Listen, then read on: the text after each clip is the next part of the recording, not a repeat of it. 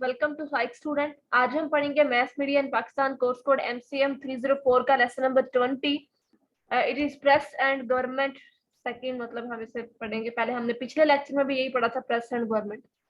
1947 to 1958 का era पढ़ेंगे। When Pakistan appeared on the map of the world, जब Pakistan world मतलब दुनिया के नक्शे में आया, उस वक्त कोल्ड वॉर हो रही थी सोवियत यूनियन और अमेरिका के दरमियान।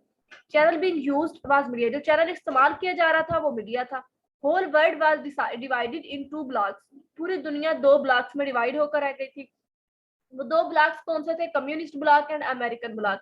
When Pakistan came into being, it also has to choose between the two. Pakistan को इन दोनों ब्लॉक में से किसी एक को चूज करना था। सो लीडर्स ऑफ द नेशन, हमारी कौम के लीडर ने डिसाइड किया कि वो अमेरिकन ब्लॉक का हिस्सा बनेंगे। Progressive paper limited PPL was an important organisation, ये एक बहुत ही इम्पोर्टेंट ऑर्गेनाइजेशन थी। ऊपर हमने एक लाइन छोड़ दी। After that numerous actions were taken against those newspapers, magazine and journals who were more bent toward communist school of thought. मतलब फिर जो न्यूज़पेपर, मैगजीन और जर्नलिस्ट पर भी इस चीज का प्रेशर आ गया कि वो किसके खिलाफ बोलते हैं और किसकी सपोर्ट में जाते हैं। प्रोग्रेसिव पेपर्स लिमिटेड PPL एक इम्पोर्टेंट ऑर्गेनाइजेशन थी जो कि मियां इफ्तिखार ने जो फॉर्म की, और ये फॉर्म मेंबर थे कम्युनिस्ट पार्टी, इंडिया के कम्युनिस्ट पार्टी के। ये इंपॉर्टेंट MCQs भी है, शॉर्ट क्वेश्चन भी है। जब कायदे आज़म मोहम्मद अली जिन्ना ने मुस्लिम जर्नलिस्ट से पूछा, मतलब न्यूज़पेपर डिफरेंट प्लेसेस पर न्यूज़पेपर पब्लिश हो रहे थे बरसगीर के, तो उन्होंने ये मैसेज फैलाया, मुस्लिम लीग का मैसेज फैलाया और पाकिस्तान मूवमेंट को सपोर्ट करने का कहा। The intellectuals in PPL were mostly those that took part in progressive writers movement. अब ये MCQ यहाँ पे ये कि प्रोग्रेसिव राइटर्स मूवमेंट कब स्टार्ट हुई थी? 1936 में।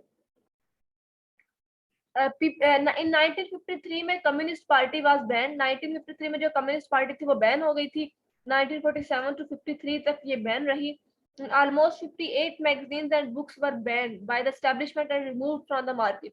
तकरीबन 58 मैगजीन्स और बुक्स जो थी वो बैन हुई थी और उन्हें मार्केट से रिमूव कर दिया गया था।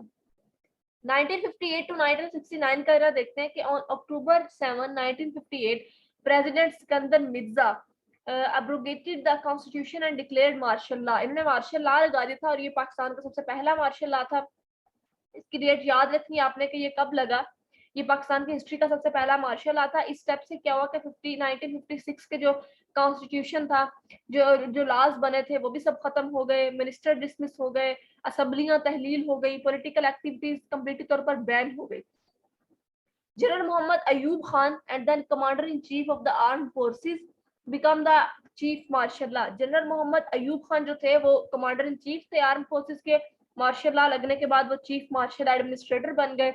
The parliamentary system in Pakistan came to end, parliamentary system Pakistan में जो था वो खत्म हो गया। विद इन द 3 वीक्स के अंदर अक्टूबर 27, 1958 में सिकंदर मिर्जा जो थे was ousted by general Mohammad Ayub Khan who then declared himself president. Ayub Khan within the first week of his coup detained Sayyid Sibbat Hassan, editor of weekly Lailo Nahar, Ahmad Nadeem Qasmi, editor of Imroze, ये एमरोज के editor थे। Faiz Ahmed Faiz Pakistan Times के editor थे, जिन्होंने प्रोग्रेसिव पेपर्स लिमिटेड पार्टी के लिए काम किया, PPL के लिए काम किया। प्रेस एंड, ये इंपॉर्टेंट है ये जो नाम लिखे हुए ना कि कौन से एडिटर, किस न्यूज़पेपर का एडिटर कौन था। Press and publication ordinance PPO, और ये जो शॉर्ट टर्म्स हैं PPO stand for press and publication ordinance, ये MCQs के लिए भी इंपॉर्टेंट है और शॉर्ट क्वेश्चन में भी आ सकता है क्वेश्चन किसी भी तरह बन के। 1961 में प्रेस एंड पब्लिकेशन ऑर्डिनेंस जो थी वो बनी और इन्होंने इन्फोर्स किया to keep the newspaper under government control. इसमें क्या हुआ कि गवर्नमेंट के कंट्रोल में न्यूज़पेपर्स जो थे वो आ गए। मीडिया ऑर्गेनाइजेशंस एंड जर्नलिस्ट, बहुत ज्यादा मतलब कि एक बाइकआउट हो गया मीडिया ऑर्गेनाइजेशन से जर्नलिस्ट, क्योंकि जब मार्शल लॉ लगता है तो किसी किस्म की कोई भी न्यूज पॉलिटिक्स के बारे में देना जो है वो बैन, मतलब आप नहीं दे सकते, उस पर पाबंदी होती है पब्लिश। अब जिसकी वजह से क्या हुआ कि ये हम पिछले लेक्चर्स में ही पढ़ के आए हैं कि मैगजीन्स और न्यूज़पेपर्स के जो टॉपिक्स थे वो चेंज हो गए। स्पोर्ट्स और वुमेन्स पे और स्टूडेंट्स पे, एजुकेशन पे अखबार जो थे वो शाया होने स्टार्ट हो गए।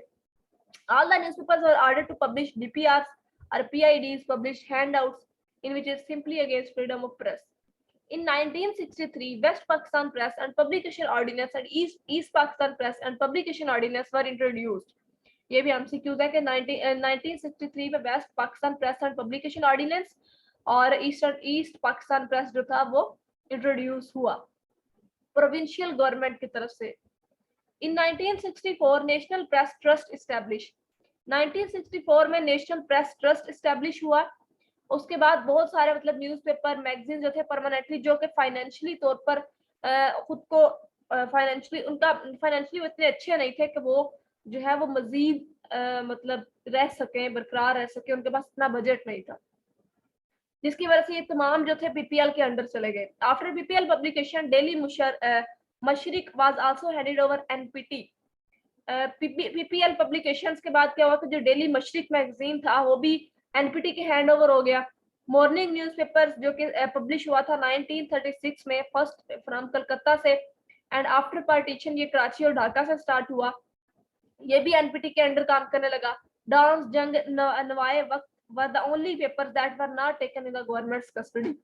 कौन से न्यूज़पेपर हैं जो गवर्नमेंट की कस्टडी में थे, कौन से न्यूज़पेपर हैं जो एनपीटीज के कस्टडी में थे, उनके कंट्रोल में थे, और कौन से न्यूज़पेपर हैं जो गवर्नमेंट की कस्टडी में नहीं थे। ये इंपॉर्टेंट एमसीक्यूज भी हैं, शॉर्ट क्वेश्चन भी है।